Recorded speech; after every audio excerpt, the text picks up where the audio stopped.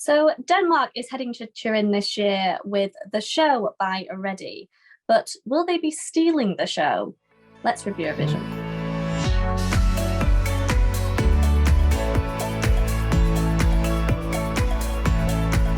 So yes, Denmark is heading to Turin with The Show this year. Now, obviously last year, they sent what was actually turned out to be one of my favourite entries, which I think was so unjustly done to not get through to the final. So they sent Fear O Flam. Sorry for my terrible Danish pronunciation. I don't speak Danish. I think it's Fear O Flam. Fear O Flam. But that ended up being one of my favourite entries. And it was so kind of 80s inspo, so kind of incredibly camp. And yeah, it was absolutely robbed in terms of not getting through to the final. It was a real kind of like joy. But this year they're back and they're sending ReDDI with The Show. Let's have a little listen.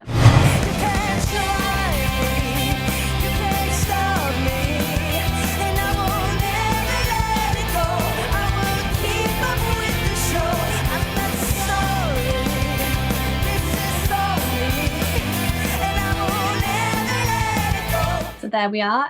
What do we all think? James, I'll go to you.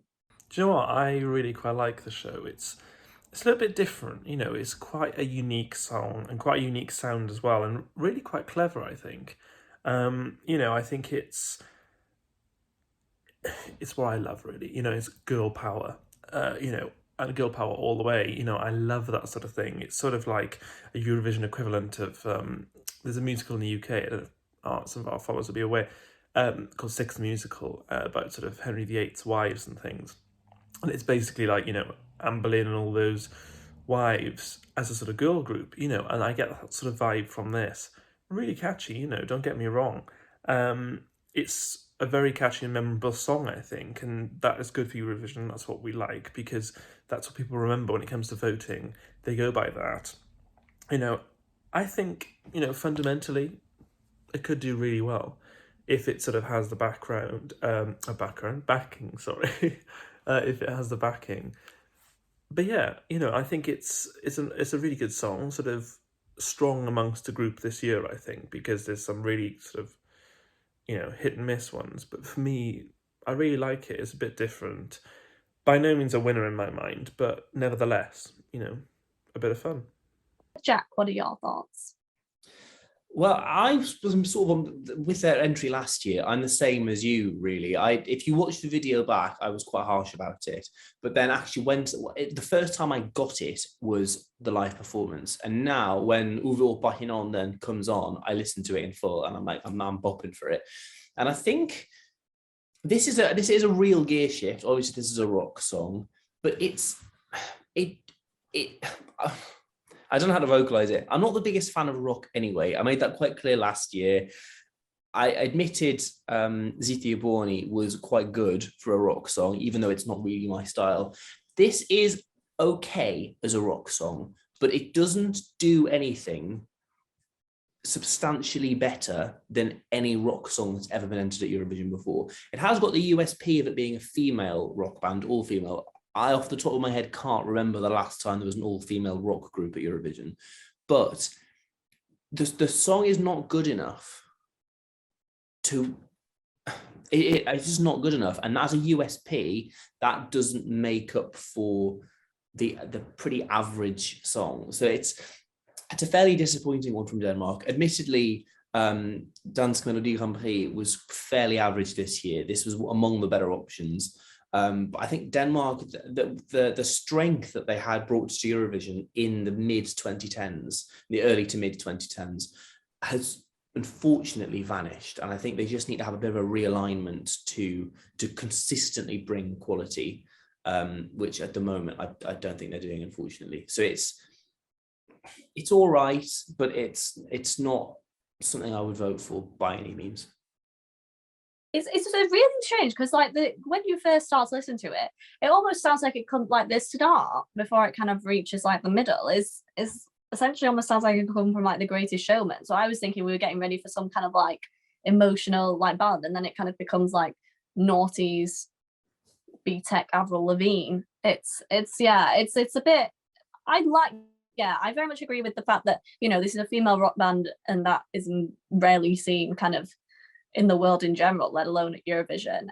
So that's definitely kind of, yeah, a USP. But again, I'm not sure the song is kind of that great. It's, you know, it's grown on me a bit. I think when I first heard it, I wasn't so keen, and it's kind of grown on me a bit. But yeah, I'm a bit kind of hit and miss around it. It depends. If it came on my playlist, there's a kind of 50-50 chance as to whether I'd actually like hear it through. But yeah, saying that, they're going to be performing in the first semi-final. They're going to be going 12th. So question is, do we think it's going to make it to the final, and where will we put it personally? So for me, I'm just to echo what you were saying there about the fact that it has a bit of a gear shift.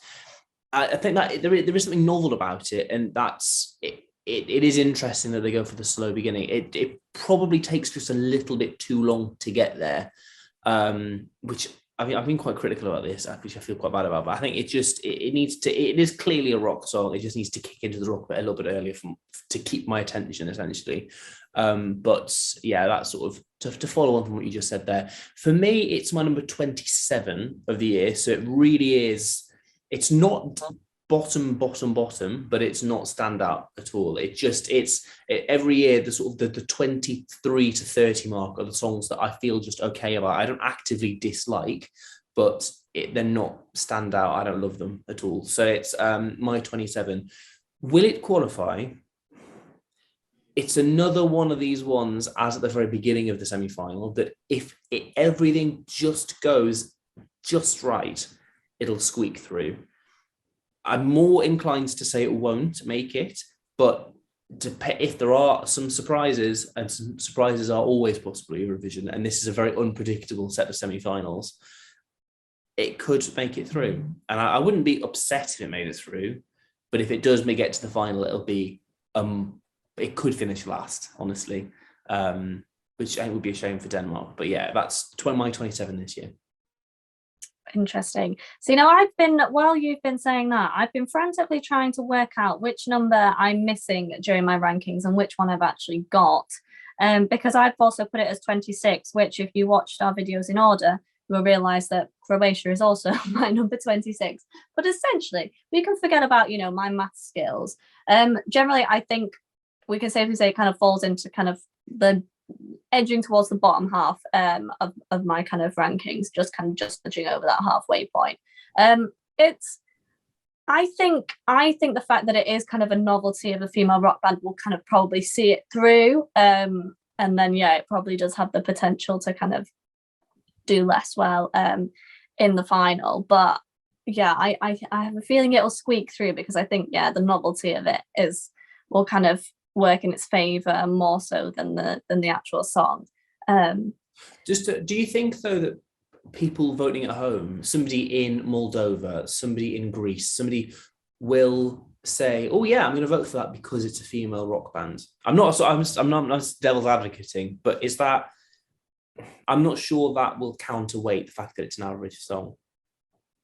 I think the song in combination. I think if the song was absolutely dreadful, then it wouldn't matter. But I think the fact that the song is kind of listenable, and that will work together to kind of see it through. I think it's enough of a kind of something that we don't always see at Eurovision. But then again, we didn't really see what Denmark sent last year at Eurovision, and that didn't get through to the final. So it should have done. Really. It should. It should have done. Absolute scandal. The scandal of the competition, as far as I'm concerned, for last year.